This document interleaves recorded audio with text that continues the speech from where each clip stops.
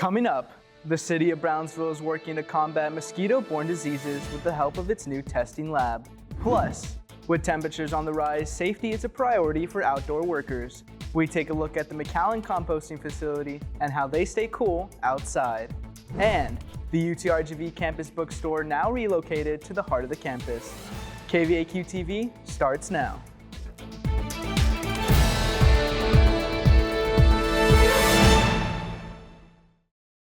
Welcome back, Vaqueros. I'm Dathan Trevino. This is the first fall edition of KVAQ-TV. Today is Monday, August 26th, and at the top of the newscast, at least 3,600 cases of the dengue disease have been reported in the U.S. this year alone. Here is what the city of Brownsville is doing to help keep the mosquitoes at bay. The City of Brownsville's Department of Health, Wellness, and Animal Services Vector Control Division has been placing pesticide in specific spray zone areas. UTRGV Professor Christopher Vitek says the Rio Grande Valley is a high-risk zone for mosquito-borne diseases. We're one of the few areas in the country that's had Zika virus and chikungunya virus and dengue virus and West Nile virus, to name a few. Spot. Now, I don't want people to be freaking out and lock their doors, never go outside, but it's just something where you want to be careful and want to be aware of the risks. And then I think it's also critical to try to support local public health efforts. Medical entomologist and vector control supervisor Yaciri Gonzalez talks about the chemicals in the spray, adding it only works while its mist is in a cloud-like state. So it's an organophosphate, and that attacks a different. That is a nervous system. And so what's really important about this is that we need to target mosquitoes from different modes of action. They fall, the permethrin and organophosphate fall into different modes of action.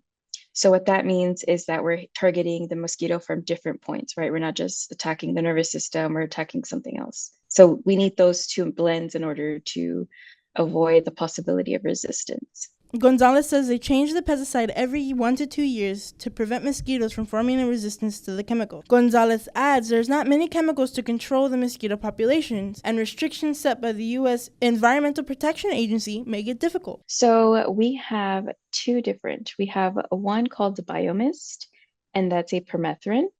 And so that targets mosquitoes in the sodium ion channel. And then we have another chemical called Mosquito Master, and that's a dual.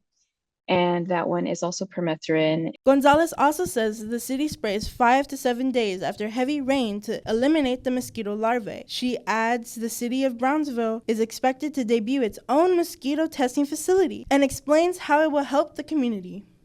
What is really cool, and we're going to have our grand opening on October 8th, so you're more than welcome to join.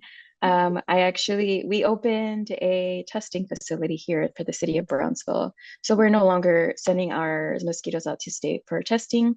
We have a turnover rate of a day as opposed to like 2 or 3 days, depending on what day of the week we send it to the states. The city of Brownsville will have a grand opening for its new mosquito lab on October 8th at a location that has yet to be stated.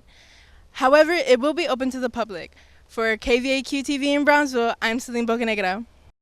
Parvo virus cases among young children has spiked from 15% early 2022 to 40% as of this summer.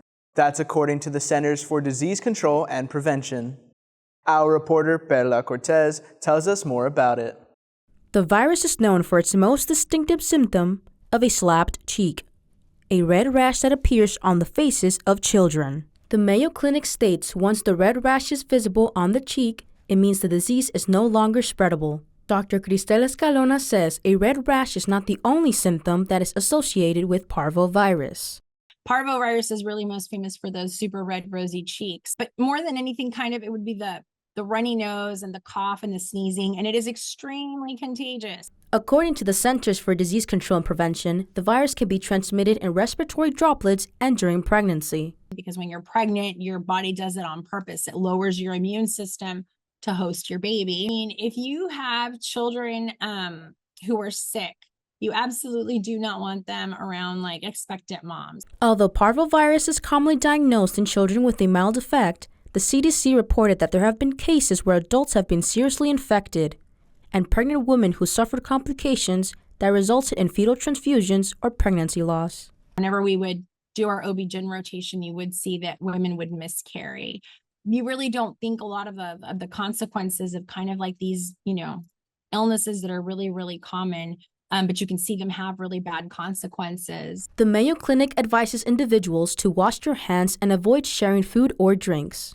For KVAQ-TV in Edinburgh, Perla Cortez. Extreme heat falls over Texas with heat conditions over 100 degrees, posing severe health risks to outdoor workers. Our reporter Desiree Villanueva is in McAllen. Desiree? Most employees who work outdoors spend 8-hour workdays, 7 of which are spent outside in this heat. McAllen Public Works Compost Facility shares on how they keep their employees safe in these extreme conditions. We try to provide them as much stuff that they need to be safe and not to dehydrate. Fun in the sun may be dangerous without proper hydration, especially on the clock. The City of McAllen Compost Department Supervisor Rogelio de Leon says the department provides the workers several precautions to protect them from the heat exhaustion. We provide a lot of Gatorades. We provide the powders for electrolytes, stuff like that. They get their breaks. They are able to come in, take a break, and then go back out. We try to have them work under some shade. We have little roofs outside where they're able to work. The HEOs, when they're in their units, the loaders, they do have AC in them. Those they do have AC. The guys outside, we do have big fans, but with the heat that we have here, it's just blowing hot air. Now we also have that southeast wind blowing, so that helps them out a little bit as well. Take a look at your screen. These are some symptoms of heat exhaustion: heavy sweating, cold, pale, and clammy skin, fast and weak pulse, nausea or vomiting, and muscle cramps, tiredness or weaknesses, dizziness, headache, and fatigue. If you must work outside in extreme conditions, you can prevent heat illnesses by using acclimatization, drinking plenty of water consistently, spending time in air-conditioned buildings during breaks and after work hours, putting cold, wet cloths on your body. McAllen Compost Department maintenance worker Jose Cavazos speaks about his experience working under scorching temperatures. It's constant. We have to listen to our bodies. We have to feel if our head's okay, if our body can handle the stress of the heat, and we just try to stay hydrated as much as possible. According to Pedialyte website, Pedialyte is also a good way to stay hydrated longer and avoid dehydration. For KVAQ-TV in McAllen, Desiree Villanueva. Some new changes at the UTRGV Brownsville campus. The campus bookstore, once located at Texas Southmost College, is now on the first floor of the UTRGV library. The campus bookstore was relocated over the summer, bringing about new reactions from the students. Take a look. The new bookstore is smaller and no longer offers a cafe. Physical copies of textbooks will not be available but can be purchased online at the UTRGV Bookstore website. UTRGV Brownsville campus bookstore market leader Joanna Garza explains the reason behind the relocation. Really, the main focus and purpose for the relocation is to be closer to students. This is more the heart of campus compared to the location we were at previously for Brownsville specifically. So we're really excited just to be closer to more students and hope to connect with more traffic here in our store and help and serve more students in the community. That is the main entrance. It's just easier to locate it. It's easier for students to know where it's at since it's in the very front of the building, of the campus. Yeah, it's way easier in the library. It's closer to everything. The other one was kind of further. It was nice, but this one's way closer, more convenient. According to the UTRGV Brownsville campus bookstore's Facebook, the university is actively working on introducing a new cafe concept on the campus soon. As for what will be done with the TSC building, that has yet to be announced. The student union has a new event planned for this September.